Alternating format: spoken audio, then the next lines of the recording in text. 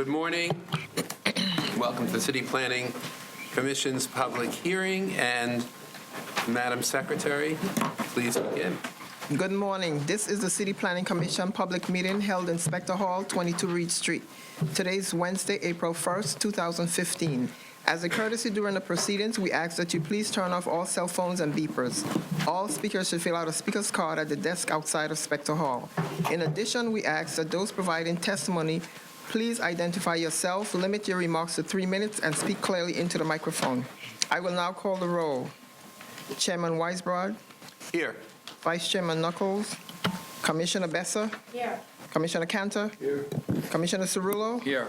Commissioner Delausse. Here. Commissioner Dweck. Here. Commissioner Edie. Here. Commissioner Efron. Here. Commissioner Jung. Here. Commissioner Levin. Here. Commissioner Marin. Here. Commissioner Ortiz. Here.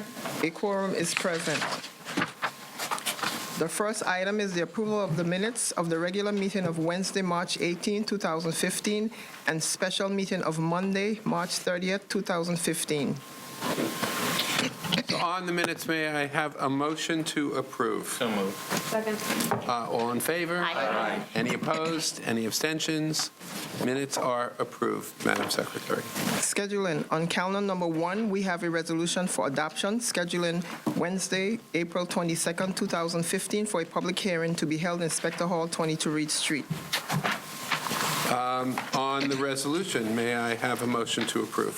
So moved. All in favor? Aye. Any opposed? Resolutions are approved. The next part of the calendar is the report section on page 2. Borough of the Bronx, calendar numbers 2 and 3. Calendar number 2, CD3, N150196, HAX.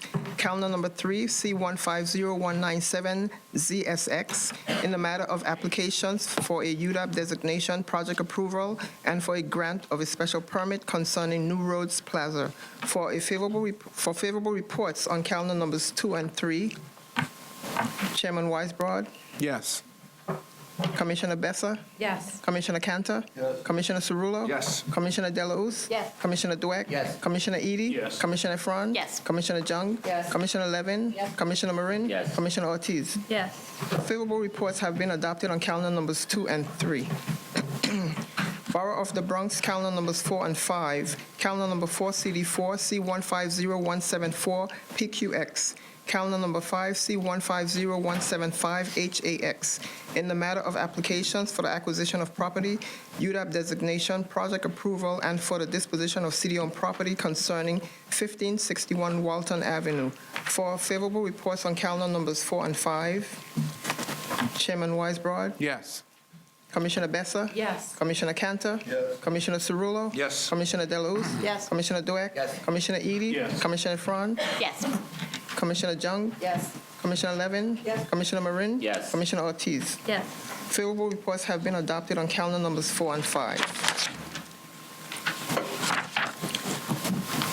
Borough of Queens, calendar number 6, CD12, C150149, PQQ, in the matter of an application for the acquisition of property concerning Charles R. Drew Early Learning Center 3 and Theodore Jackson Senior Center. For a favorable report on calendar number 6, Chairman Weisbrod, Yes. Vice Chairman Knuckles, Aye. Yes. Commissioner Besser, Yes. Commissioner Cantor, Commissioner Cerullo, Yes. Commissioner Delausse, Yes. Commissioner Commissioner Dweck, Commissioner Edie, Yes. Commissioner Efron, Yes. Commissioner Jung, Yes. Commissioner Levin, Yes. Commissioner Marin, Yes. Commissioner Ortiz. Yes. A favorable report has been adopted on calendar number 6. 6. Borough of Staten Island, calendar number 7, CD3, N150019, RCR, in the matter of an application for the grant of a certification concerning 81, 77, and 73 Jefferson Boulevard. For adoption on calendar number 7, Chairman Weisbrod, Yes. Vice Chairman Knuckles, Yes, and Mr. Chairman, may affirmative votes be reflected on my behalf for items 2, 3, 4, and 5? Yes, indeed. Thank you. Will do. And may the Secretary please so record. Will do. Commissioner Besser, Yes. Commissioner Cantor, Commissioner Cerullo, Yes. Commissioner Delausse, Yes. Commissioner Dweck? Yes. Commissioner Edie? Yes. Commissioner Efron? Yes. Commissioner Jung? Yes. Commissioner Levin? Yes. Commissioner Marin? Yes. Commissioner Ortiz? Yes. Calendar number 7 has been adopted.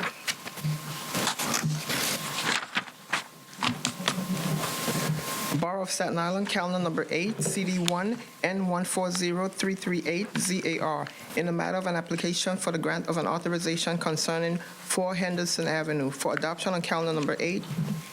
Chairman Weisbrod, Yes. Vice Chairman Knuckles. Yes. Commissioner Besser. Yes. Commissioner Cantor. Commissioner Cerullo. Yes. Commissioner Delauss. Yes. Commissioner Dweck. Yes. Commissioner Edie. Yes. Commissioner Efron. Yes. Commissioner Jung. Yes. Commissioner Levin. Yes. Commissioner Marin. Yes. Commissioner Ortiz. Yes. Calendar number 8 has been adopted. Borough of Staten Island, calendar numbers 9 and 10. Calendar number 9, CD3 N060265 RCR. Calendar number 10 N060267 RAR. In the matter of applications for the grant of a certification and an authorization concerning 176 Abuthas Avenue for adoption on calendar numbers 9 and 10. Chairman Weisbrod. Yes. Vice Chairman Knuckles. Yes. Commissioner Besser. Yes. Commissioner Cantor. Commissioner Cerullo. Yes. Commissioner Delauss. Yes. Commissioner Dweck. Yes. Commissioner Edie. Yes. Commissioner Efron. Yes. Commissioner Jung. Yes. Commissioner Levin. Yes. Commissioner Marin. Yes. Commissioner Ortiz. Yes. Calendar numbers 9 and 10 have been adopted. The next part of the calendar is the public hearing section on page 8. Borough of Brooklyn, calendar number 11, CD16, C150179H8K. A public hearing in the matter of an application for a UDAP designation, project approval, and disposition of city-owned property concerning Pacific Street Apartments. The first speaker is Ismene Speliotis.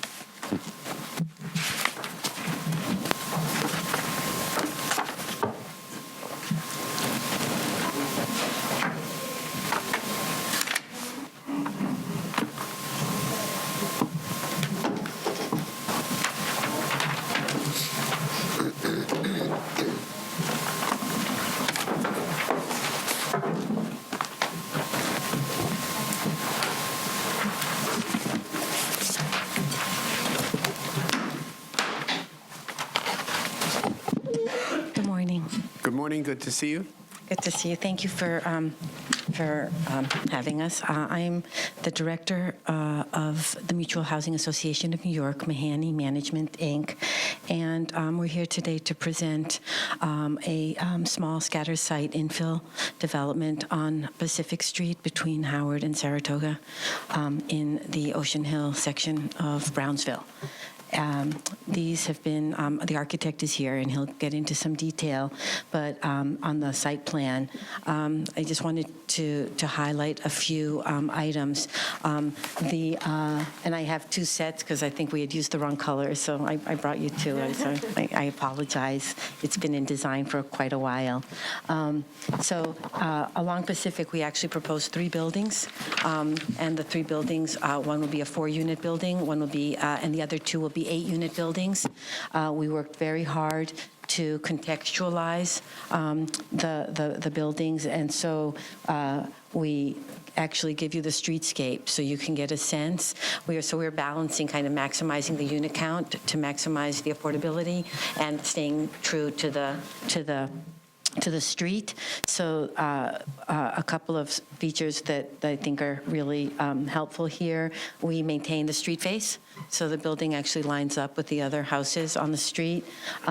As you can see from the angle, we actually were able to put an additional unit, but in order to maintain the streetscape, that top unit is set back. So when you're walking down the street, you actually can't see it, but it provided an additional units for affordable housing. So we felt that was really very, very, very critical. The unit count was, again, we trying to maximize unit but balance. So unfortunately here, these are really slim, as you can see, really kind of very slim infill. And so the actual site dictated what we could put in there. So unlike what Manny loves, which are 2- and 3-bedroom apartments.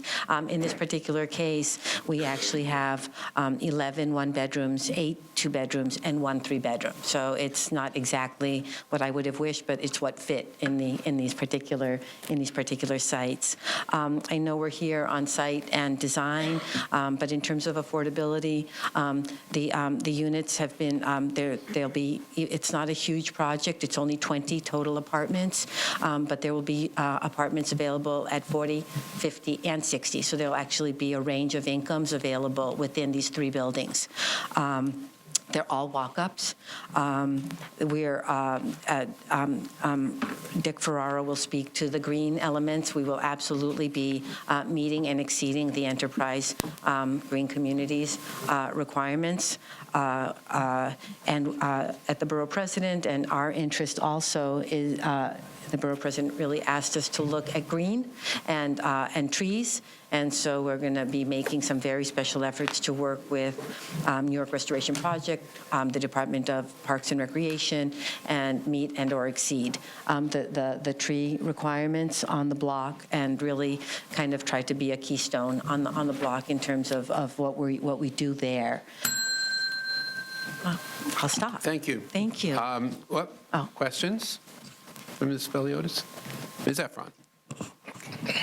Thank you. I was struck in the application by the way in which your team really sought to reduce operating expenses once, in theory, this project is developed. And one way is by having a super unit actually be a leasable unit for residents, and by reducing the overhead of personnel costs by not having a super. Are there other suggestions you can give us as a commission as we look at more infill sites, particularly in the goal towards 200,000 units of housing? So I realize I didn't even, some people know who mutual housing is, and most of you do not, and I apologize, and I wanted to get the project out and forgot to talk about who we are. So mutual housing actually, and to answer your question, Commissioner Efron, is an organization that owns probably close to 150 scattered buildings. Mm-hmm. So they're scattered from Crown Heights to Brownsville to East New York. So we actually specialize for years before these new initiatives are going to come down the pike at the scatter site, and we've had to kind of struggle with how we're going to maintain and manage these buildings. And so you're absolutely correct that one of the things that we do is we actually work collaboratively with our residents to really work on, so the residents themselves are involved with the recycling and the kind of interior cleaning of the properties, and even the again, very minimal sidewalk in exchange for a couple of things, keeping the M&O down, which actually speaks to affordability. And it's hard. I'm not going to say it's a perfect system, okay, because, I clean, you don't clean, we can get into all of that. But it has worked really well. It has allowed Manny to do these developments. It's allowed us to maintain affordability. And it's allowed, if you came to the Manny buildings that are scattered and existing and in operation for the last 25 years, you would find that they are, on any given day, they're in perfectly good order on the outside and the inside. So I think that groups that are kind of willing to, so this only works if you're really kind of talking to your residents. Mm-hmm. So, kind of as the city looks at this, organizations that are really kind of in their communities, already there, planted, have buildings, have this communication systems in place, then you can actually start to implement that kind of a program, I believe. Thank you. And Ms. Delos. Ismini, good to have you here. I'm just wondering, I was just reading the borough president's recommendation, and I don't know if what's here is correct or not, but I noted that the AMI levels go down as low as 25% of AMI, which is really significant, and I think speaks to, Manny's attempt to really address the needs in the community, the depth of affordability that's needed in the community. Yeah, so we do. We have a 30% tier that would be eligible, the people at 25%. I'm worried about the financing and everything, but we actually have, in fact, run the financing scenario down to, that would be, to 30%. And what we do, and we're going to present on another project. The way that we get there, it's what's really hard as you see these projects come is, and someone like me and other folks around affordability, it's hard on these small developments to get, it's expensive, okay, to build these little buildings. You have to do the same stuff at the DOB, everything, you have to pay the architect, et cetera, and you have nothing to spread it out over by unit count. So what we propose here to get to those AMIs and those income levels is we're going to be combined. The financing is actually a combination of projects. So it'll be this project plus the one you're going to hear about when I stop talking, and then actually if we couple it, we're hoping to couple it with a third one, and then that will actually allow us to get to really deep affordability. The other question I had is, I think this was originally RFP'd under neighborhood homes, and can you maybe just walk us through, and I can imagine what you're going to say, but can you just walk us through how you got from a project that was originally RFP as a homeownership project to a very deeply affordable rental project, especially since I understand there's some concern about that later on down the line? Yes, and it's still an issue, and we are not opposed to homeownership. We love it. It's much more expensive to kind of make happen in terms of the end purchasers. And so it's a timing issue. These particular lots absolutely were initially awarded to Manny under New Foundations. New Foundations was an infill program in the mid-2000s. It was market rate. It was actually, it was a market rate program. And we, of course, as a nonprofit, we're not going to build market rate housing in Brownsville. And so we went out, we did an application to the State Affordable Housing Corporation to get the subsidy dollars. And as we were putting this very, very difficult homeownership initiative together that would be available as homeownership in Brownsville back in 2007, the market collapsed. So this project, and Dick can tell you, although I'll try not to let him dwell on it, has been designed 3 times. And so it was designed as homeownership. It was, all the applications were in, the market collapsed, and so everything kind of went dormant. We revitalized it about 18 months ago, but again, the market had not come back, and there was an affordable housing rental crisis. And so in doing the math between the rental and the home ownership, we asked the architect to redesign it as a rental development to get to the affordabilities that we just talked about. And so that's what, and to create 20 affordable units here as opposed to what would translate into 5 or 6 ownership units with the rentals above. And so what happens is, it's not that we're opposed to it, just folks do need to understand that, and it'll be a conversation that will come down with the councilwoman, is really that the rentals allow us to have these 4 tiers, the 30, 40, 50, and 60, even for this small number of units. The ownership requires us to sell the units and then to rent the rental units in these home ownership buildings at 80 or higher, okay? And so there's a little bit of a timing issue in terms of where Brownsville is today, and so there's a huge desire and support for home ownership, and then there's the reality of financing it, and so there's like the aspiration and the reality. So we're totally down with the aspiration, and then we, but these lots are sitting there. I have another picture I can show you. They're vacant. They collect garbage. And so kind of our commitment to the city and to you is that we're happy during this ULURP process to consider the home ownership. We don't want to hold it up because we want, because neighbors have been living with these vacant lots that just collect garbage, basically, for a very, very long time. Thank you. Mr. Knuckles. I think I know the answer to the question, but I'll ask it anyway. These are affordable in perpetuity, these units? Yes, and actually in the borough president, it's interesting.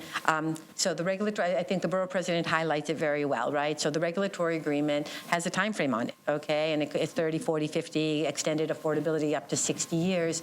But the beauty of Manny and other nonprofits is that the structure of the ownership is perpetuity. So whatever the regulatory agreement says is fine, but these buildings, Manny has never divested itself of a single property. We do not plan to ever do that, and so they will be safe in terms of affordable housing into perpetuity, yes. And your selection process you administer through or with HPD, how is that done? Correct. We actually are big users of the HPD marketing and lottery process, and we expect as we've done with all of our developments, to meet and exceed the neighborhood preference, which is the 50%. Most of Manny's developments have 100% neighborhood, because we really go crazy marketing in the neighborhoods. If we get the income levels right, then we're able to house almost 100% of the people currently in Brownsville that are in need of this size and income level and rent level apartment into our buildings. And that's what we will be doing here. Thank you. Just how do you do that? You get, through the lottery system, you just do targeted marketing so that, for the most part, the people who enter the lottery are in the neighborhood? Is that? Yeah, we really do. I mean, it's different now. It's online, and it's really kind of changed the marketing, and we're just testing it out. And but yeah, so we do all of the required marketing. So in this case, this is 20 units, which means it has to go through a full marketing proposal, which is citywide paper for the weekend for 3 days, and then a bilingual paper, and then a local paper. So that's the minimum requirement. So we do all of that, and then we go kind of crazy in the neighborhood. So all the churches, all the schools, all the community, all the daycare centers, really letting people know that these units are available. So we try to flood the lottery with the local, knowing that people are going to be coming from everywhere because there's a housing crisis, particularly when you see the affordability levels, right? Right. And then the program is that the preferences go first. So those zip codes and that community board goes first, and so you go through your lottery and get the first 10. But then if you had a lot of applications from the Brownsville neighborhood, then they'll have more, hopefully, in the lower numbers, and then they will have a chance even if they didn't make that first cut of the first 10. Okay. Thank you very much. Thank you. The next speaker is Richard Ferrara.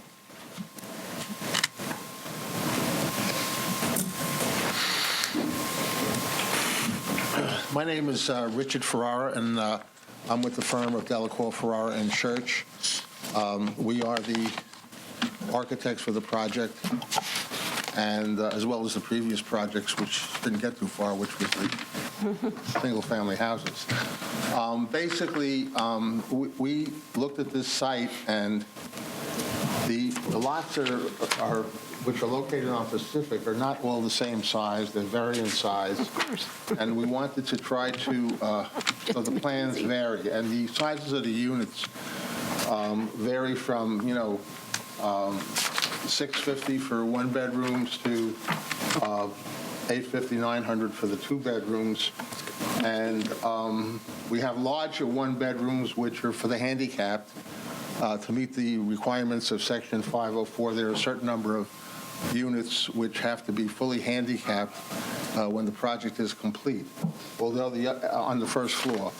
Other units on the first floor all accessible, so we've got those. So that's why those are generally larger units. The buildings will be constructed probably of a panelized steel system, and the finishes on the exterior, we're looking for a panel system that sort of, in a way, fits in with the community.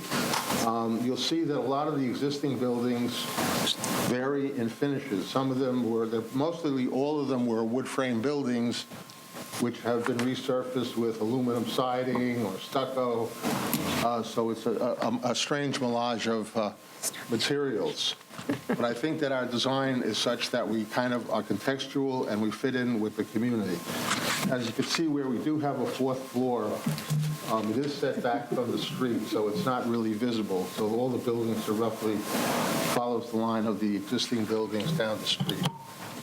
We will be using, the building will be designed with you taking in the Green Communities program, so that we will be following all of the energy-saving devices that are in that, such as we'll be using condensing boilers. We'll be controlling the air quality by the amount of air that is exhausted from the building and the amount of air that comes in, so that the environment will be maintained. All of the planting in the front and rear yards will be indigenous planting. We had talked about energy saving in terms of solar panels, photovoltaic, but, we're not really sure if we can do that because the project is currently being estimated. One of the ways we're trying to save some money and put it towards something else is rather than create although it doesn't show on these plans, we don't have full cellars. In order to stay away, You can finish that sentence. okay, in order to stay Or away thought. from the adjacent buildings and not have to do underpinning, which is a very expensive procedure, the cellar areas will be retained within the center part of the building. This will limit some of the costs.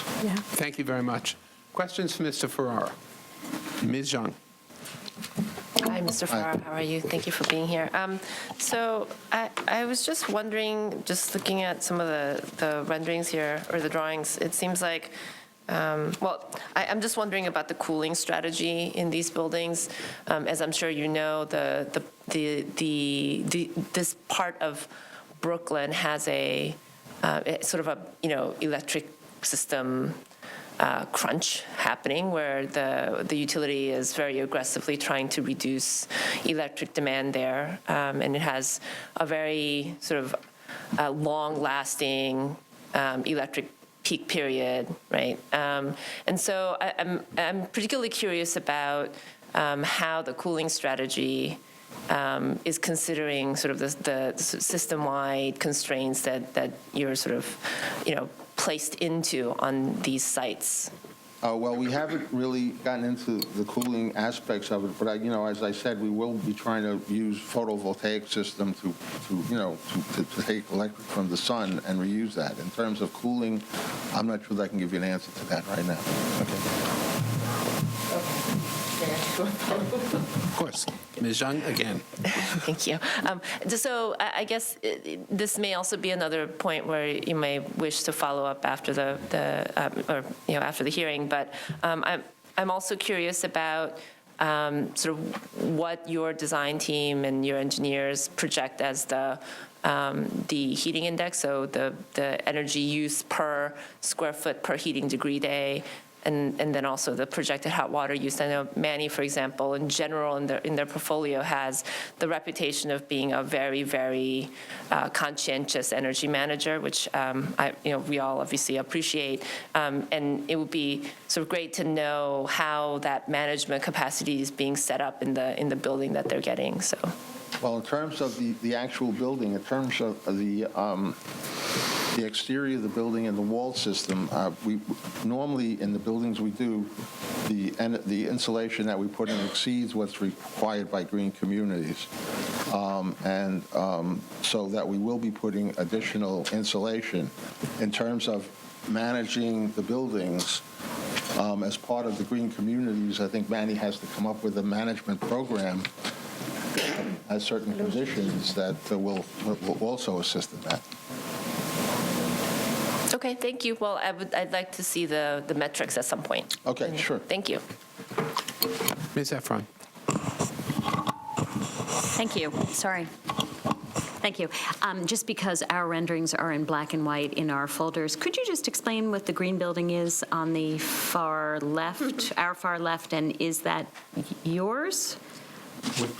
There's sort of a teal building? Yeah. That one, yeah. This is one of the buildings that we're proposing to use a panel system, and right now with the color that was selected as green, is I'm just asking because you mentioned the contextual nature, and that doesn't seem particularly contextual. Okay. But it's a green building. Symbolic, but not contextual. Very observant. Other questions for Mr. Ferrara? Thank you very much, Mr. Ferrara. And we also have Lynn Zhang here from HPD, if there's any questions for HPD. I hear. What? Ms. You're going to close by June? December. December, okay. Yeah, we're aiming for December. Okay, thank you very much. Thank you. Is there anyone else who wishes to be heard on this matter? And if not, the hearing is closed. Thank you. Borough of Brooklyn, calendar number 12, CD5, C150180HAK, a public hearing in the matter of an application for a UDAP designation, project approval, and disposition of property concerning the Linwood Street Apartments. Getting into it, right? It is April Fool's Day, so it came in late today. Which pages?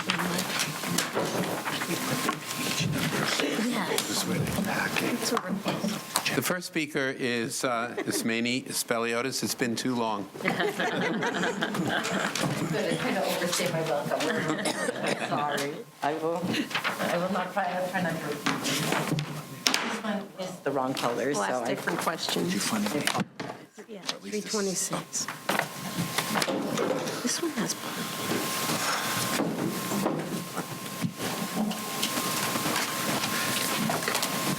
we have the units too if you want to see them.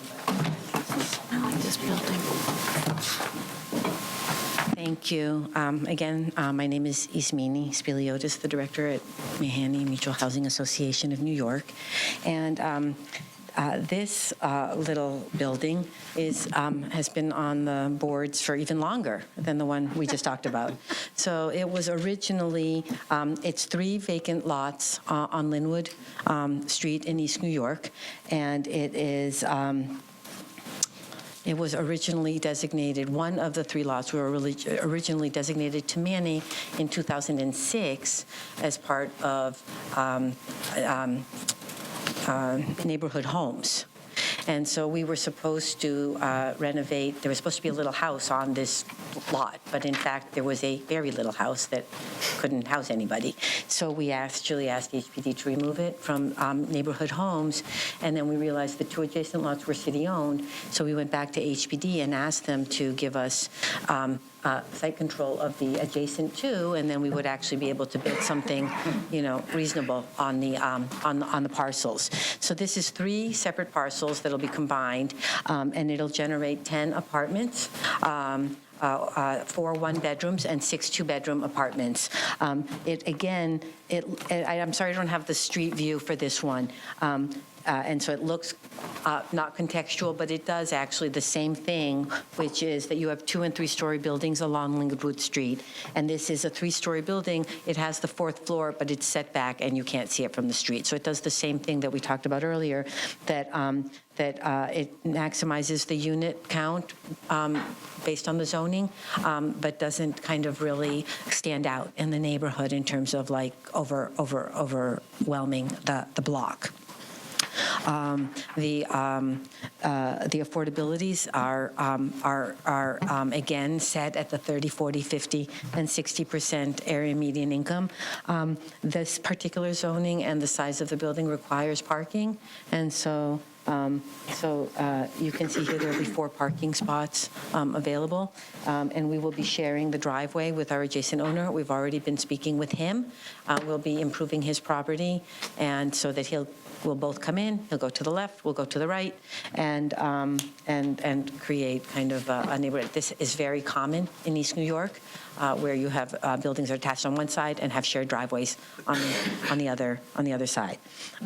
We will be taking the borough president's recommendations and our mission in terms of the green buildings, the street trees, the landscaping. In addition, as you can see here, and I'll move this over here,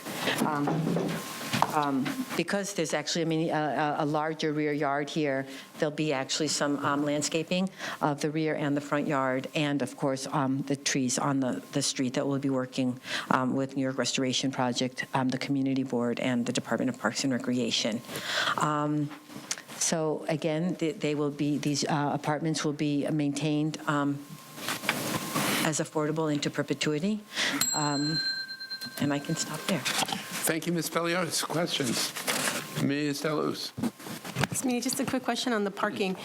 So, and maybe you know this answer, maybe you don't. With the parking text amendments that are currently being considered, would that change your requirement here?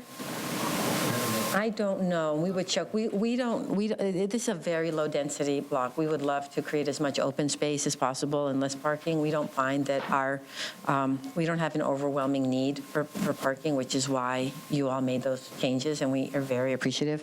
And so if it can be reduced when we go to file, we probably will take one away and create and substitute the parking spot with more green space. Correct.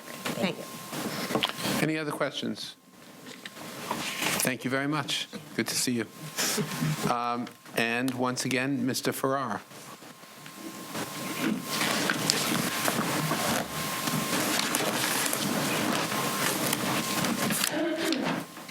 My name is Richard Ferrara. I'm with the firm of Delacour, Ferrara and Church. We're the architects for the project. And I think the site plan for this project, when we started it, we have 3 lots, but you really, with the parking requirements that exist under the R5 zoning, it made sense to do one building and get the parking, and otherwise with 3 different buildings or something would have just been absolutely insane. If this was probably in a suburban area where it was, more, middle-income housing or high-income housing, we might have raised the building and put the parking underneath and had more green space. But since this is affordable housing, we just try to do the best we can. These apartments will be very similar to what some of the other apartments we discussed before, in that all the first floor apartments will be handicapped accessible, and the designated number that's required by Section 504 will be fully handicapped accessible. Plus, we will have, handicapped spot for parking in the rear yard. So you can see, as we've laid it out, how we've come up with the number of units. Some of the units face the street, some of them face the rear yard. And there's one unit that's through lot. So those are the conditions of this building. And in terms of the green, we're going to follow the types of program that we're following on the other building, which is green communities, where we can control the quality of the air, provide condensing boilers, provide indigenous planting, wall insulation, and that actually exceeds the green community, since it's easy to do, and also to provide windows that are energy efficient and Energy Star. All the lighting, probably most of the lighting, or all the lighting, and a number of the other features, such as the toilets, the sinks, lavatories, will all meet the Energy Star requirements for flow and light quality. Mr. Knuckles. Thank you. Mr. Ferrara, the facings, the Trespa wood panel and the aluminum panel. Yes. I think the Trespa wood is certainly very attractive in the rendering. I'm just wondering, have you used these panels before, and how do they weather over time? How do they react to years and years of the elements? Well, I can't say for years and years, because they're relatively new products, although we do have 2 buildings in Brooklyn where we're putting them on, we're using these panel systems, and they work very well. We have housing that we've done using the Hardy board panel system out in Long Island for probably 10 years, and they've held up very well. The color? The color and everything, yeah, because they have a guarantee on them, and they're pre-finished. They're not something that's finished in the field. Thank you. Ms. Efron. I can yield. Okay. I have a question, too, about the facade finish. On the driveway facade, does the panel wrap around? What's the treatment on the driveway The side? paneling would wrap around the whole building. Okay. And is there window penetration? Because it didn't look as if there was. Yes, there are some, On the upper floors, I believe there are window penetrations along But not at the ground floor. the ground floor. Right, so I just wonder how the building will be maintained so that there's no risk of graffiti on that ground floor, since it's accessible from the driveway, and just occasionally that happens with driveways on the sides of Yeah, buildings. no, we don't have any windows, so that there's, driveway is totally, secure at the first floor. The driveway's secure. Well, it runs, it's like, It's the side of the property.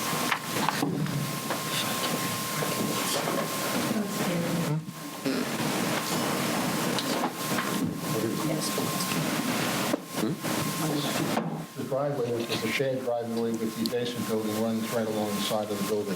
Yes, my concern is really just about graffiti or other malfeasance on the side of the building, and if there's any plan to figure out either a treatment for that side or some sort of security so that the neighborhood remains pristine with this beautiful building addition. Well, on other projects that we've done for Manning where we have parking, we have a control gate that doesn't prevent people from climbing over, but we don't want it to look like, a prison. But there is a control gate with a, one way that the tenants have to be able to get into the lot. Okay, I'm sure you'll come up with a solution, whether it's lighting or otherwise, but I just put it Oh, out yeah, there there will as be, a definitely be concern. lighted, yes. Okay, thank you. Mr. Cantor. Thank you. Mr. Ferrara, I think there's an expression in our industry that goes, I'd like to be the first one to use something the second time. Right. Have you researched this material? Is it in New York? Is it within the 5 boroughs? Do they have a track history? Yes. Yeah, we haven't used it as much as other buildings, but there are buildings that have been constructed 10, 15 years ago that have Using the same product, the same manufacturer? products, right, yeah. Okay. Is it fire retardant? Yes. Okay, thank you.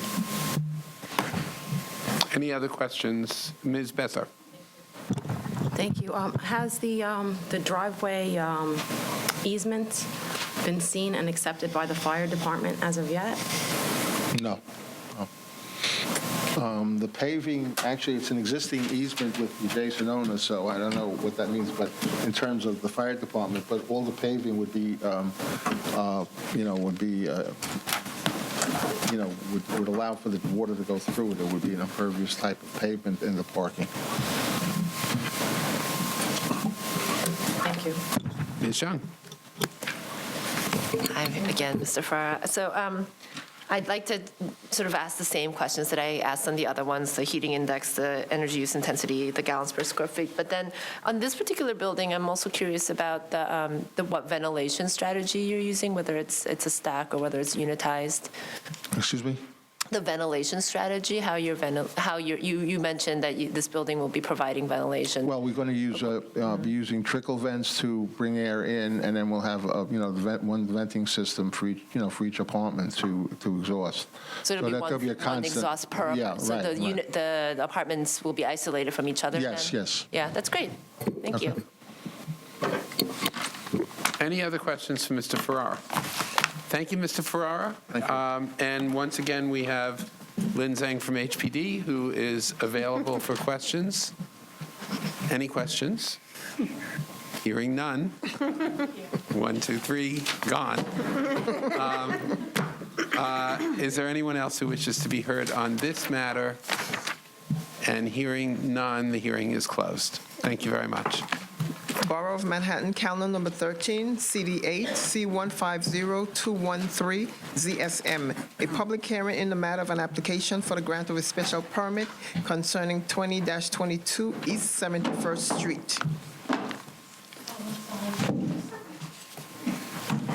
Interested in this one? What page is this one? Yeah. Do I need to leave this with 15,000 anyone? square foot home. Yeah, 357. It's quite the contrast. Maybe stick around. Watch this. Okay, the first speaker on this matter is Valerie Campbell. Welcome, Ms. Campbell. Thank you. Good morning, Commissioners. My name is Valerie Campbell. I am with Kramer Levin, and we are the Land Use Counsel to the owner of the property. This application is for a special permit under Section 74-711 to facilitate the restoration of an existing 5-story landmark building located at 20 through 22 East 71st Street, and the conversion of the building back to its original single-family residential use. This conversion requires 2 zoning waivers. The first is a waiver of the inner court regulations because the existing courts sort of / rear yard does not have a minimum dimension of 30 feet or an area of 1,200 square feet and a minimum distance to lot line for legal windows, which would require 30 feet to the rear lot line. And the reason that we need this waiver is, although the building was built in 1922 as a single-family residence for Julius Forsman, who was a wealthy woolens manufacturer, and designed by CPH Gilbert. After his death in 1938, the house was sold to the Archdiocese and used as a multiple dwelling for the Catholic Center for the Blind. And in 1979, it was sold to a Canadian real estate investment firm and converted to office use, and also used as an art gallery. So the building's current certificate of occupancy allows for use group 6 and office use on all floors. Our client bought the building in 2012, intending to convert it back to single-family use. However, the resumption of residential use and the change of the certificate of occupancy back to residential use creates a zoning noncompliance due to the location of the building's rear wall, which is original. If the use of the building had not changed since its original construction, it would be a legally non-complying condition. We think that this is a very appropriate application for a Section 74-711 special permit, which, as you know, is available for contributing buildings in historic districts and landmarks, because it will, in fact, facilitate the return of the building back to its original use, will allow the rear wall of the building, which is original and visible from Madison Avenue, to stay in its current location.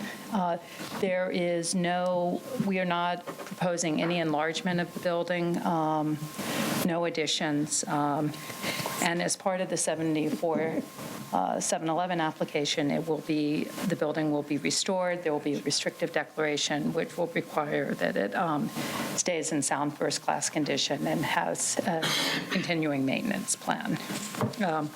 Obviously, the residential use at this location is very common, and so we're available. The architect is here, and we're available for any questions. Questions for Ms. Campbell? Ms. Efron. Hi, thank you for the description. It is a beautiful building, and I have no doubt that the renovation, as described in the packet and to landmarks preservation, will be absolutely beautiful. I do have a question that's slightly outside of the purview of our necessary decision-making on this, but I just wondered if you could satisfy it for me, if possible. So this is approximately 18,000 or 16,000 square foot building, yes, right? 17. Which historically there's limited utility for single-family homes since the 1930s, particularly even on the Upper East Side, for such large buildings. And in previous cycles, what has happened is that the buildings between 5th and Madison were single-family homes, became often in many cases illegally structured multifamily homes or multiple offices and homes.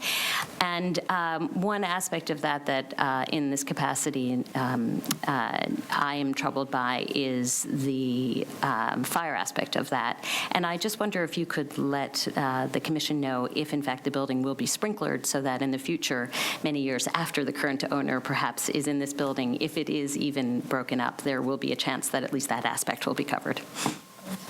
Yes, the building will be sprinkled. Thank you.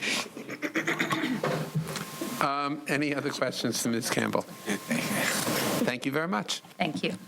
And the next speaker is from the Manhattan Borough President's Office, Basha Gerhardt.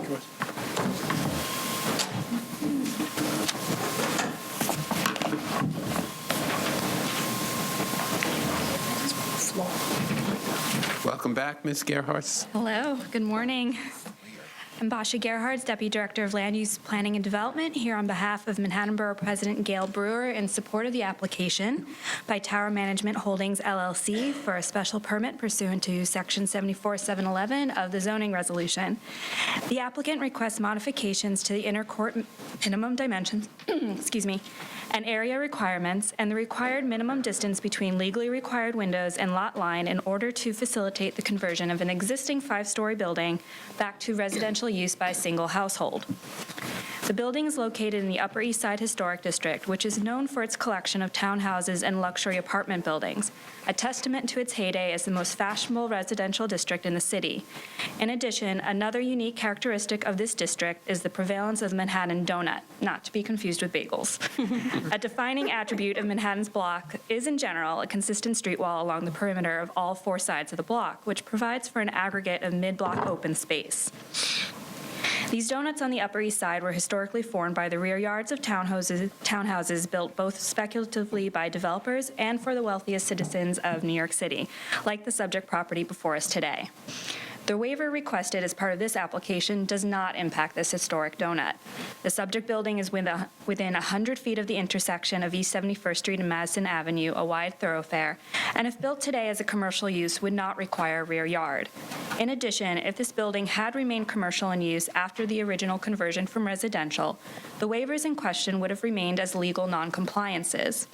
Lastly, the portion of building that is subject to the waivers requested today predate the requirements of the 1961 zoning resolution. As such, it is believed that the requested waivers do not adversely impact scale and the light and air of structures or open space in the vicinity. We are also supportive of the removal of the non-historic greenhouse, which will restore the view of the rear facade from Madison Avenue. The applicant has also proposed a first-class restoration of the building.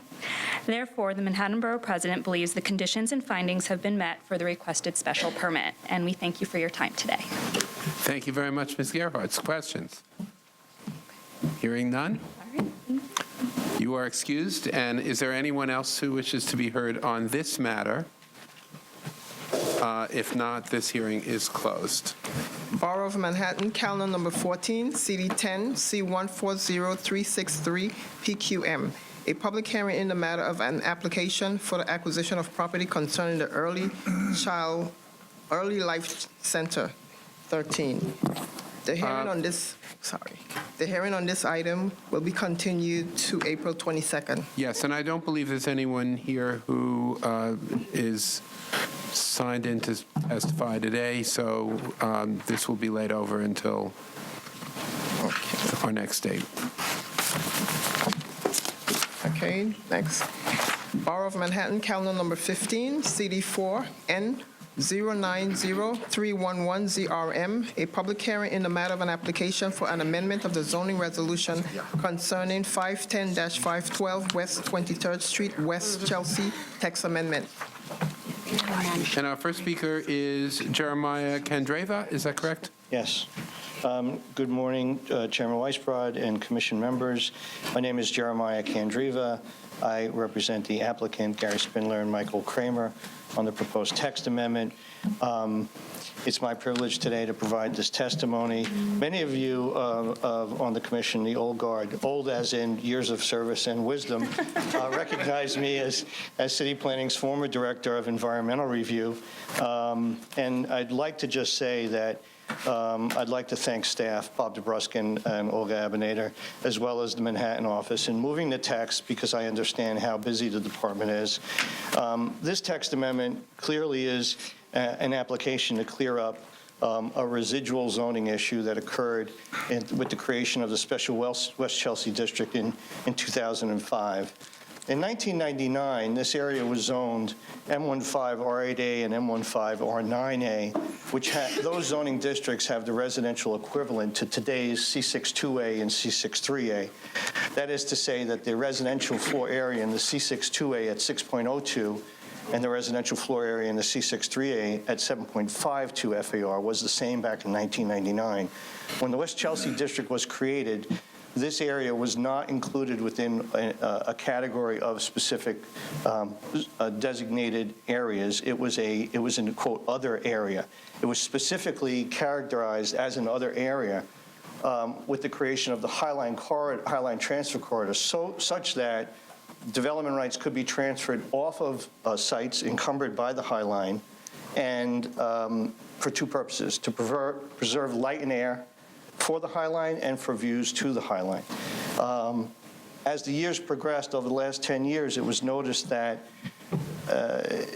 there was a residual amount of FAR left, the .02 FAR residential in the C62 and 1.52 in the C63A. So this text amendment simply is a matter that allows the residential FAR to be transferred at its current density. Any questions? Ms. Levin. Yes, I guess I'm just curious to know, are there currently plans for where this unlocked FAR would go, and what the effect of it would be from a land use or housing perspective?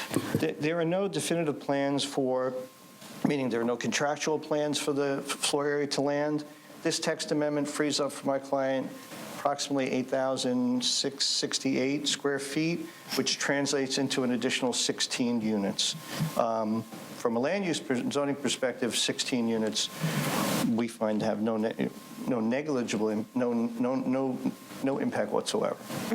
Yeah. Ms. Ortiz. Hi, good morning. Hi.